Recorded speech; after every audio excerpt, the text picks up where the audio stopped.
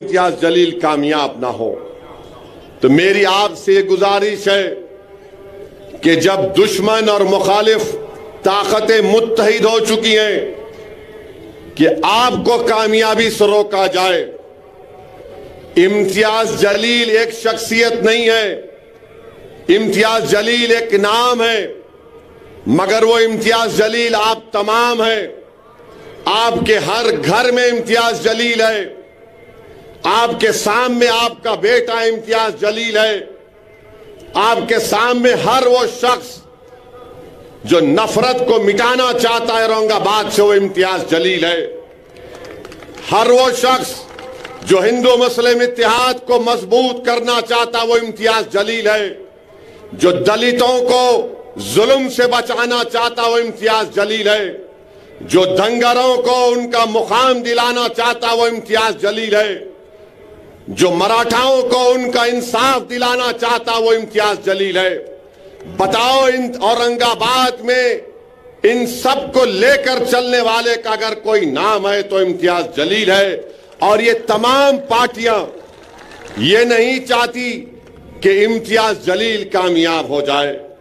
तो मेरी आपसे गुजारिश है कि इस बार भी 13 मई के दिन आपको अपना एक एक वोट का सही इस्तेमाल करना है।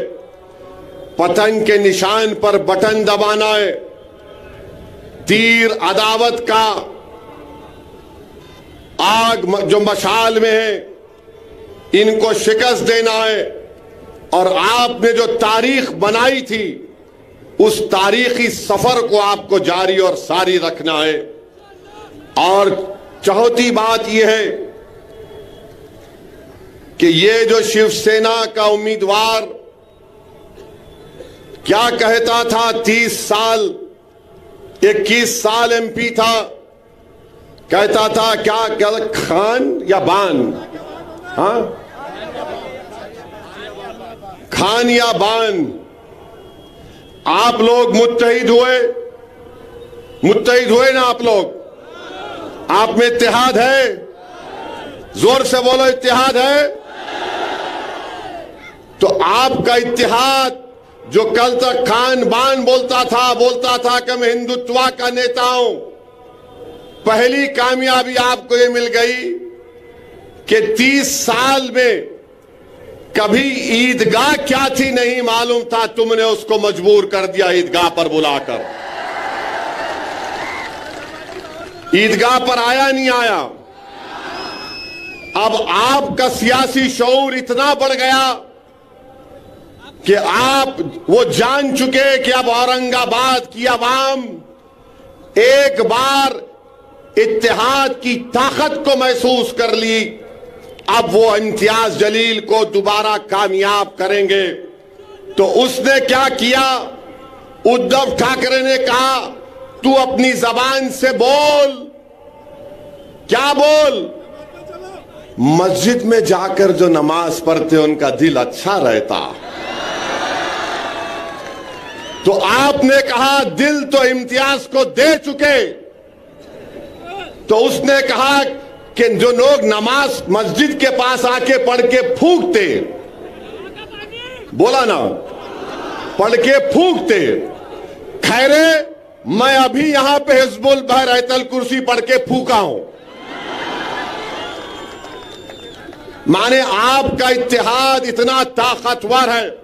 मैं आपके सियासी शऊर को सलाम करता हूं कि जो खान बान कहता था, हिंदुत्व का नेता अपने आप को कहता था, जिसने 21 साल में कभी औरंगाबाद के दलितों के लिए, दंगरों के लिए, मराठाओं के लिए, मुस्लिम अकलियत के लिए, ईसाइयों के लिए, सिखों के लिए कोई काम नहीं किया, आज वो मजबूर है इसलिए कि खैरे जानता है उसका आखिरी इलेक्शन 2019 में हो गया।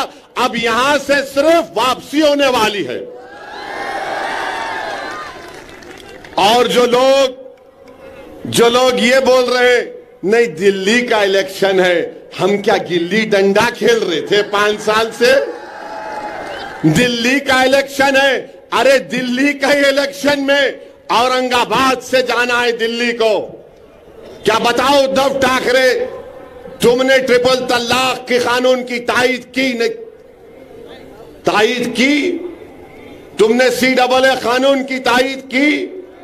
तुमने UAPA कानून की तायीद की?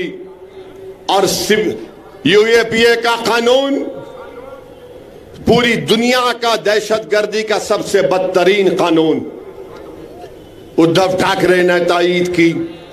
ट्रिपल तलाक का कानून शिवसेना ने, उद्धव ठाकरे ने तायीद की।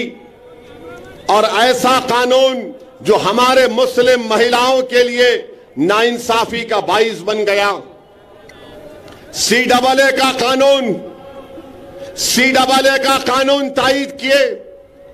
किसने उस कानून को मोदी के 303 MPओं के सामने खड़े होकर कहा, ए मोदी, तेरा यह काला कानून हम उसको फाड़ते हैं, नहीं मानते उसको?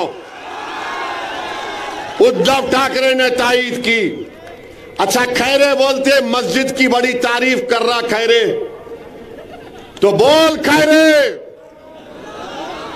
मैं पूरी आवाम की तरफ से बोल रहा हूं, 6 दिसंबर तूने गुनाह किया था या नहीं किया था? बोल, आपको मंजूर है? बोल खैरे, मंजूर नहीं है। बोलो उद्धव ठाकरे, बोलो आदित्य ठाकरे, बोलो शरद पवार, बोलो अजीत पवार, बोलो आदि कांग्रेस, बोलो नरेंद्र मोदी। मैं इम्तियाज जलील भारत की पार्लियामेंट में खड़े होकर असदुद्दीन ओवैसी ने कहा था, बाबरी मस्जिद जिंदाबाद, बाबरी मस्जिद जिंदाबाद, बाबरी मस्जिद जिंदाबाद। ये फर्क है, ये फर्क है। बोलो, मस्जिद के पास आकर बोल रहे, पढ़ के फूंकते, नमाज पढ़ लो। मेरे भाई 5 साल में इतना हो गया, आइंदा क्या क्या हो सकता सोचो आप। आइंदा क्या क्या हो सकता है? क्या हो सकता है आइंदा? क्या पड़ेगा? क्या पड़ेगा? मैं नहीं बोल रहा हूं, तुम बोल रहे।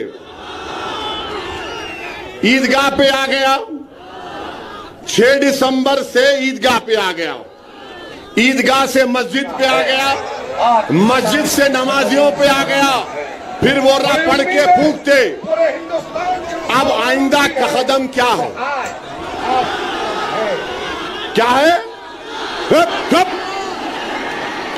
देखो, अरे वो नहीं बोलना, वो ना ना, वो नहीं बोलना, नहीं, वो मैं बोल रहा ही नहीं। ये क्या है? क्या है ये? है खतरनाक है तुम लोग। नहीं नहीं नहीं, नो नो नो, नहीं नहीं नहीं। अरे तो क्या कर रहे हैं भाई? अरे अरे तुम लोग क्या करने वाले हैं? 13 तारीख के दिन, अब सुनो, अब सुनो, 13 तारीख के दिन जो कटिंग करेंगे उसको क्या करेंगे? जो कटिंग करना चाह रहे उनको आप माने वोट, कटिंग से मतलब वोट, ज्यादा उसमें नहीं जाना, ना ना, मैं ऐसा आदमी नहीं हूं। अभी तक नान खलिया नहीं खिलाए मेरे को, खिलाने के बाद क्या हो सकता मेरे पे नहीं मालूम सर। तो सुनिए, अभी टाइम जा रहा, अरे ठहरो, आखिर में करेंगे पूरा ऑपरेशन। कल भी 2 जलसे है, अभी से पूरी बैटिंग कर लिए तो कैसा? तो आपको मैं बता रहा हूं कि 48 लोकसभा की सीट में से जो नए नए सेक्युलर बने हैं उद्धव ठाकरे, अब वो टिकट नहीं देते। मोदी तो खैर उन्होंने डिसाइड कर लिए, हमको घुसपैठी बोल दिए और मोदी ने कह दिया कि मुस्लिम खवातीन ज्यादा बच्चे पैदा करते। मोदी ने कह दिया कि हिंदू बहनों के गले से मंगलसूत्र छीनकर मुसलमानों को दिया जाएगा। मेरे भाई एक बात समझो, जिस दिन उद्धव ठाकरे को मुख्यमंत्री बनने की कुर्सी मिल जाएगी, जिस दिन उद्धव ठाकरे को अपने बेटे की पॉलिटिकल फ्यूचर की तमानियत मिल जाएगी, उस दिन उद्धव ठाकरे सबको भूल जाएंगे। उस दिन सबको भूल जाएंगे। क्या क्या आपने नहीं लिखा अपने अखबार में कि मुस्लिम माइनॉरिटी को उनके वोट का हक छीन लेना चाहिए। आज आप आकर यहां पर ऐसे लोग भी हैं जो कह रहे नहीं, ऊपर देखो नीचे मत देखो, दिल्ली का इलेक्शन है। अरे बाबू, ऊपर देखे तो पतंग, नीचे देखे भी तो पतंग है इंशाअल्लाह ताला। 48 लोकसभा की सीट में आपने क्यों नहीं दिया?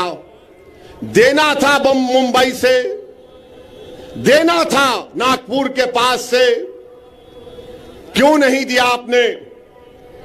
आपने इसलिए नहीं दिया क्योंकि जानते हैं कि मुस्लिम अक़लियत के पास कोई विकल्प नहीं है, वो हालत मजबूरी में वोट देंगे।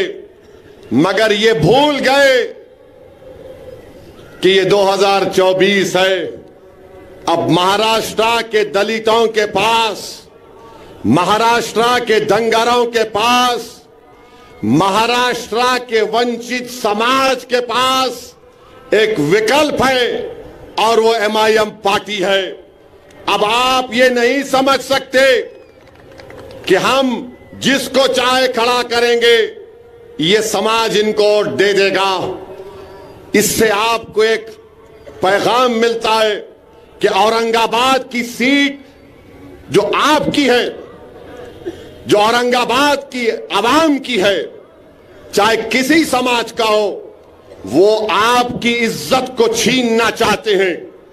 इम्तियाज जलील को हराने का मतलब यह है कि आपकी इज्जत को छीनना चाहते हैं, आपके इज्जत नफ्स को छीनना चाहते हैं, आपके इत्तेहाद को पारा पारा करना चाहते हैं। तो मेरे अजीज दोस्तों और बुजुर्गों, इन ताकतों को मौका मत दीजिए।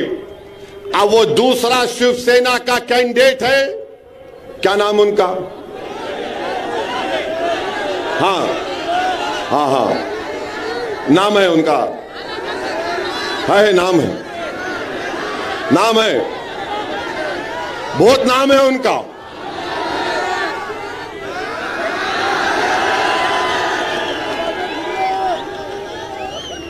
झूम रे भूम रे, झूम बराबर झूम। उन्होंने खुद जोक बनाते हैं उसके ऊपर। और मेरी नजर में मैं शराब को कुत्ते का पेशाब बोलता हूं। मेरा डेमोक्रेटिक राइट है मेरा। अब उन्होंने एक है, उन्होंने जोक बनाते हैं उसके ऊपर। मेरे भाई, एक तरफ घूम रहे और झूम रहे, दूसरी तरफ खैरे,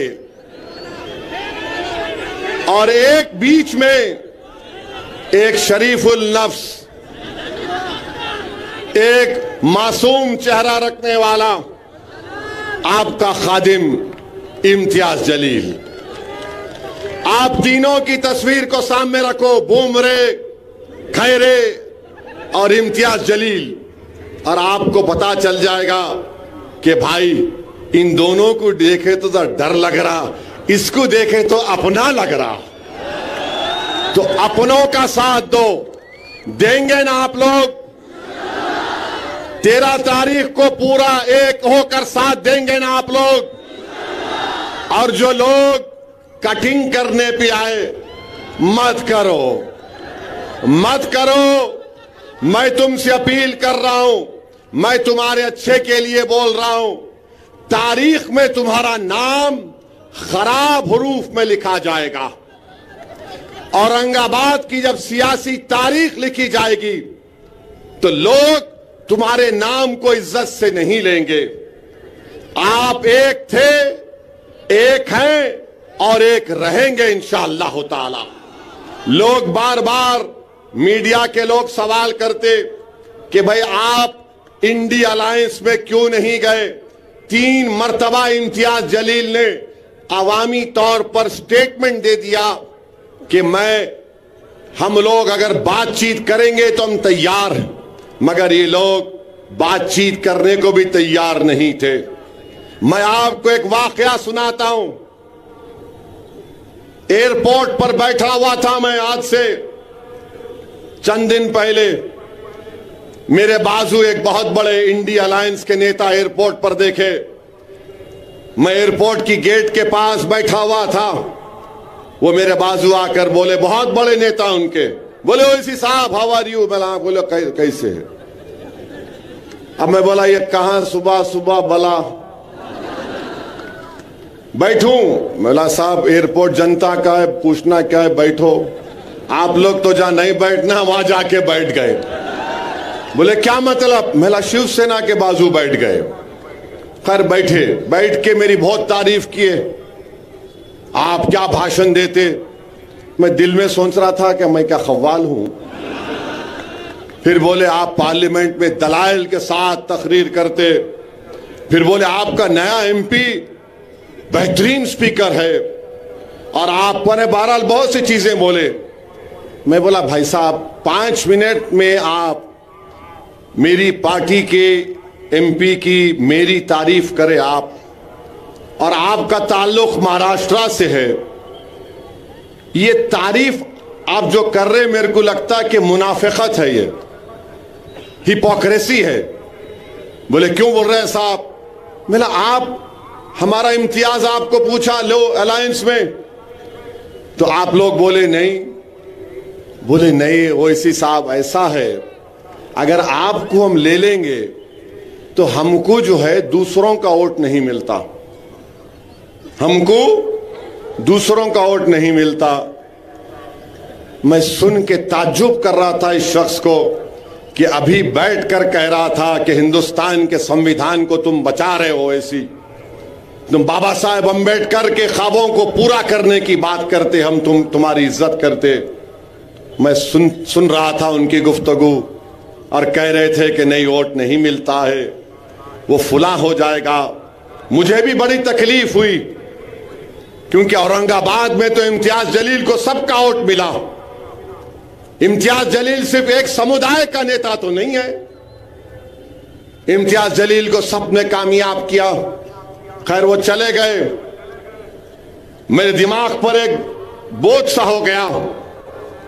मैं अल्लाह से दुआ कर रहा था कि अल्लाह ये सब बातें मुझे सुनना पड़ता परवरदिगार। तो उतने में मेरे पीछे से एक खातून और उनका बेटा उठकर आए और उस खातून ने कहा बेटे असद। मैं एकदम आंख खोला और देखा। बोले बेटे असद मैं तुम्हारी इसकी बातें सुन रही थी और मुझे तकलीफ हुई इसकी बातें सुनने के बाद, मगर मेरे बेटे तुम सच्चाई पर हो और तुम यकीन जानो कि हम सब तुम्हारे साथ हैं। इनकी बातों को लेकर तुम तकलीफ मत उठाओ, तुम जहनी बोझ का शिकार मत हो जाओ। मैंने अपने बेटे से कहा कि अगर मैं मर भी जाऊंगी तो तुम असदुद्दीन ओवैसी का साथ नहीं छोड़ना। मेरे आंख में आंसू आ गए, मेरी आंख में आंसू आ गए। मैंने कहा कि अगर आप गैर महरम नहीं रहती तो मैं आपके पैरों को छू लेता। तो उस औरत ने कहा इधर आओ बेटे, और मेरे सर पर हाथ रखा। मेरे आंख से भी 2 कतरे आंसू के निकल गए, उस खातून की आंख से बेशुमार आंसू निकलते गए और बार बार मुझसे कहा। मैं इसकी गुफ्तगू सुन रही थी, मेरा कलेजे में दर्द हो रहा था कि मेरे बेटे को बाजू बिठाकर तारीफ भी करके आज वो कह रहे हैं कि तुमको खरीब आने नहीं देंगे। मेरे भाई, जब कभी भी मैं औरंगाबाद को आता हूं और दौरे करता हूं, जिनका मेरा उनका कोई रिश्ता नहीं है, जिनको मैं पहचानता भी नहीं, और जब घरों से हमारी मां और बहनें रो रो कर कहती हैं, ऐसा कहती हैं कि तुम कामयाब हो गए, जब नौजवान कहता है कि भाई कुछ भी हो जाओ हम तुम्हारा साथ नहीं छोड़ेंगे, ज़ईफ लोग बुला बुला कर बोलते कि असदुद्दीन हस्बुनल्लाह नेमल वकील का विर्द करते रहो, तो खुदा की कसम मैं तुम्हारे दरमियान में खड़े होकर कह रहा हूं, मुझे किसी की जरूरत नहीं है, अल्लाह और तुम लोग काफी हो, अल्लाह और तुम लोग काफी हो। ये क्या कर लूंगा इन लोगों के पास जाकर, शायद मुझे शोहरत मिल जाए या कोई मंत्री या पोस्ट मिल जाए, मुझे नहीं चाहिए मेरे भाई। तुम्हारे दिलों में अल्लाह ने मोहब्बत पैदा की, तुम्हारे आंख में आंसू आ जाते जब मजलिस का जिक्र होता, यही सबसे बड़ी दौलत है, यही सबसे बड़ी दौलत है, यही सबसे बड़ी नेमत है अल्लाह की। मैं फिर से कह रहा हूं तुम्हारे दरमियान में, मैंने अपने घर में भी कहा कि अगर मुझे मौत आ जाए तो मुझे औरंगाबाद के किसी कब्रिस्तान में ले जाकर दफना देना, मुझे औरंगाबाद की जमीन से इतनी मोहब्बत है। मैं जज्बात में लाने को नहीं कह रहा हूं, नहीं मालूम इस जमीन में क्या चीज है कि बहुत यहां पर एक रूहानी सुकून मिलता है। अल्लाह तुम्हारे इस जज्बे को सलामत रखे, डरने और घबराने की जरूरत नहीं है, अल्लाह हमारे साथ है, अल्लाह हमको कामयाब और कामरान करेगा। अरे ये लाख आ जाए, कोशिश कर लें, मुझे यकीन है कि मराठा लोग जो पार्लियामेंट में देख चुके इम्तियाज जलील को कि जिसने मराठाओं के आरक्षण की बात की, धनगर समाज के लोग ये जानते हैं कि इम्तियाज जलील ने बेलौस उनकी लाई और इंसाफ की बात की, दलित समाज के लोग जानते हैं कि पीठ खंजर में इंडिया अलायंस ने घोपा, बुलाकर डाइस पर जलसा कराकर उनका हाथ छोड़ दिया, मगर हम में इत्तेहाद नहीं हुआ, मगर हमने दलित पॉलिटिकल एम्पावरमेंट के लिए, बाबा साहेब अंबेडकर के ख्वाबों को पूरा करने के लिए, और बाबा साहेब अंबेडकर का जो एहसान हम पर है, हमने वहां से अकोला में ताईद का ऐलान किया, हमने आनंदराव अंबेडकर साहब की सीट पर ताईद का ऐलान किया। कोई कुछ भी कह ले, मगर हम हमेशा से ये बात कहते आ रहे हैं कि वंचित समाज को एक होना पड़ेगा, और वंचित समाज जब एक होगी तभी हकीकी मानों में इंसाफ मिलेगा। मोदी का भाषण तो तुमने सुना होगा, कहां है मियां वो, लगा सकते, लगाओ जरा,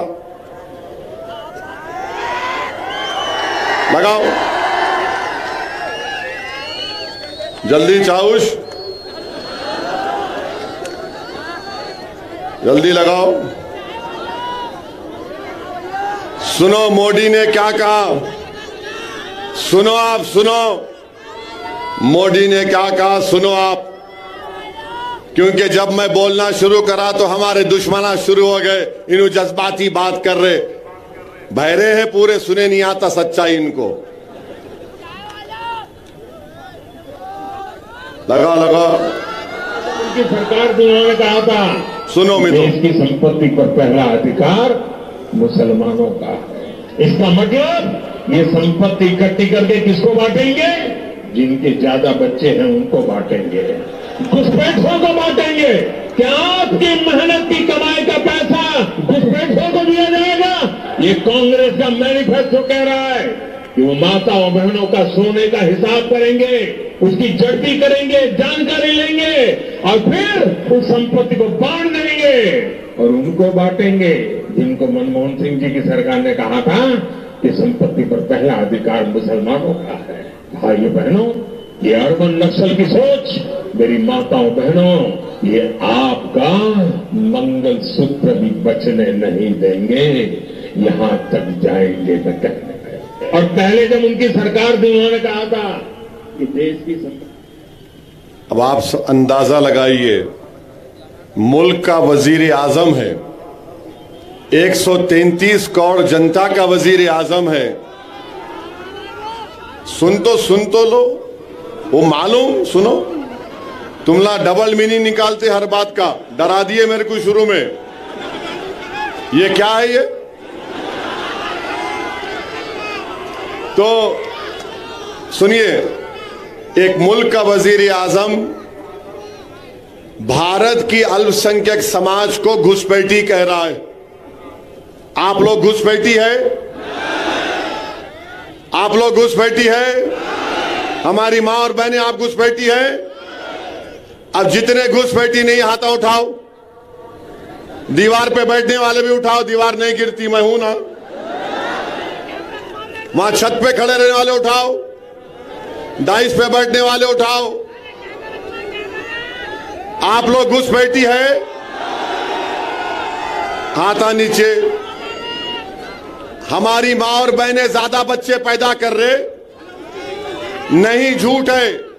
तो ये टोटल फर्टिलिटी रेट गिरा है, मुस्लिम बहनों का, बेटियों का TFR गिरा है, मोदी झूठ बोल रहे। अब एक और सवाल पूछूंगा, हाथा उठाना। क्या आपको पसंद है कि किसी हिंदू बहन के गले से मंगलसूत्र उतार कर अपने जेब में रखना? आपको पसंद है?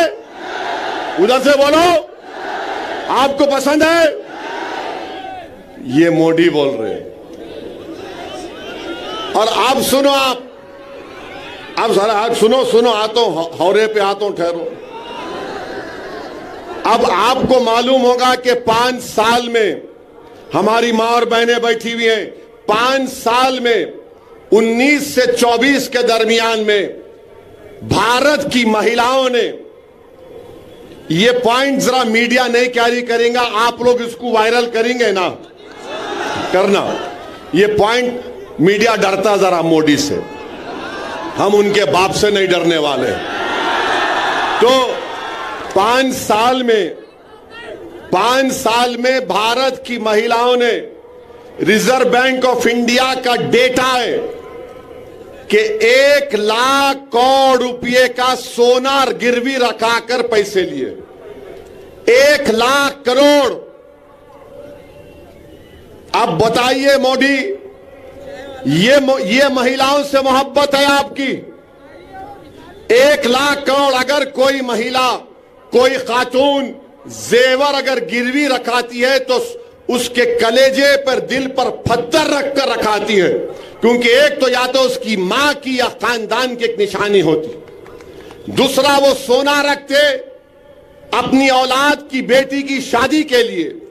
और जब गिरवी रखाते तो किसी का एक्सीडेंट हो गया, शादी कराना है, या बच्चे को बाहर भिजाना है, या कहीं फीस देना है, नरेंद्र मोदी 1 लाख करोड़ का सोना गिरवी रखा है महिलाओं ने।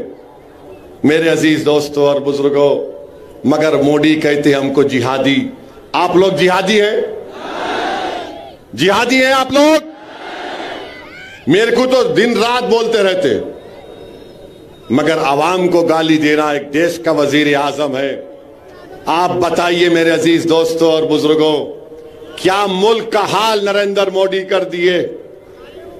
आप बताइए, कल अगर CAA NPR NRC होगा तो क्या उद्धव ठाकरे आकर ठहरेंगे औरंगाबाद में?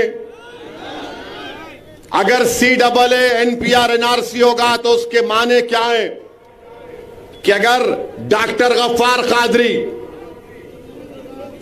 हमारे इम्तियाज जलील और हमारा ये दलित नेता, बाबू उठो, उधर आओ,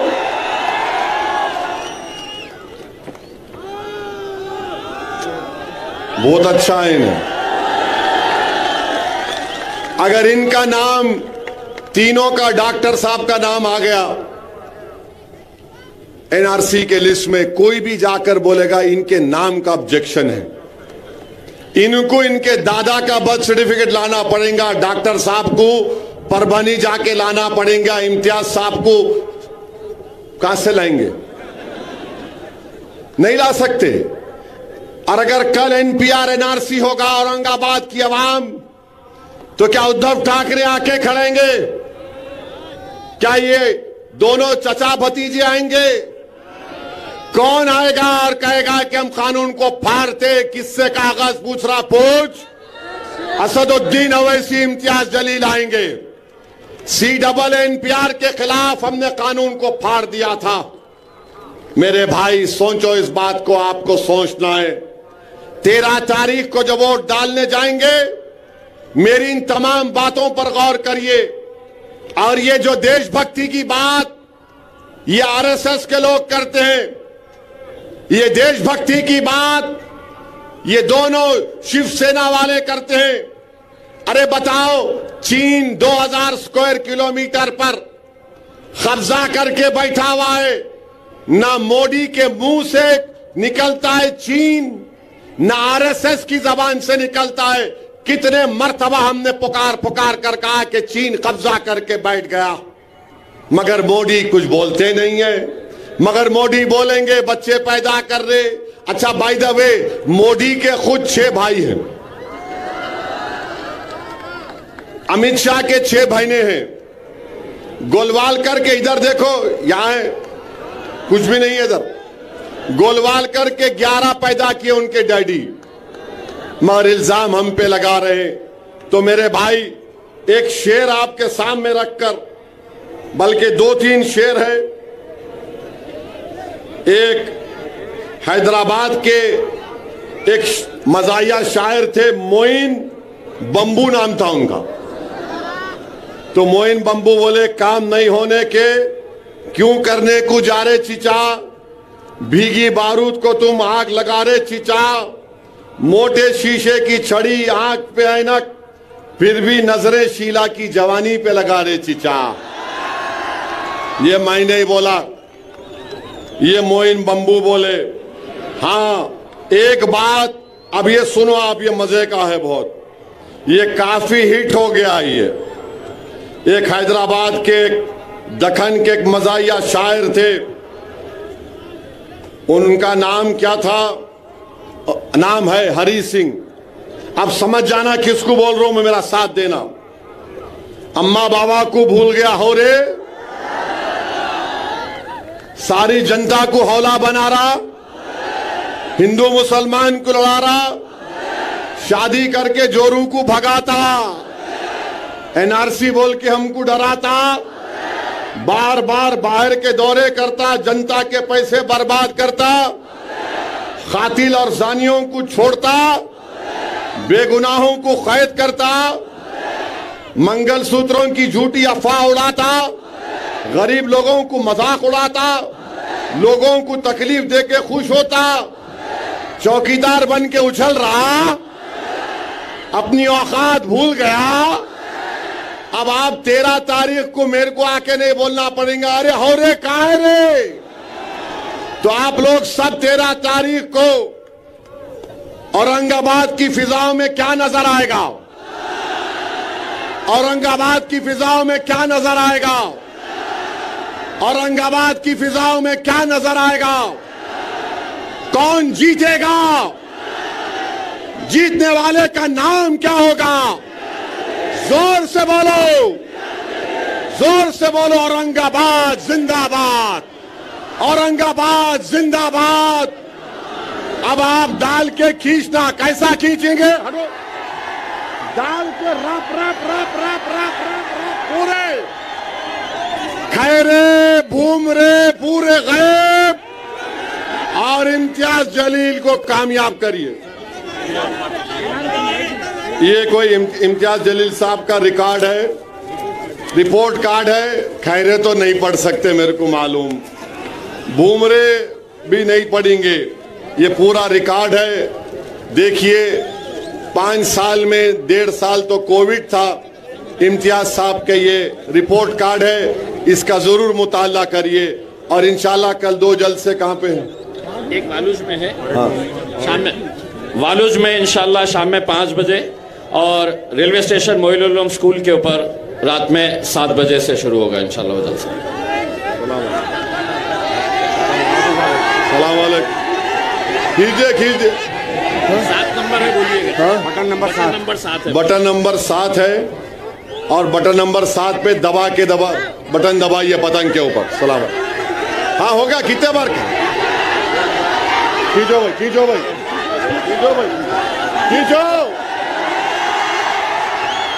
मैं इधर से खैरे को खींच रहा हूं, उधर से बूमरे को खींच रहे, अभी मोदी को भी खींच देंगे। बस चलिए। वहीं रुकी रहे।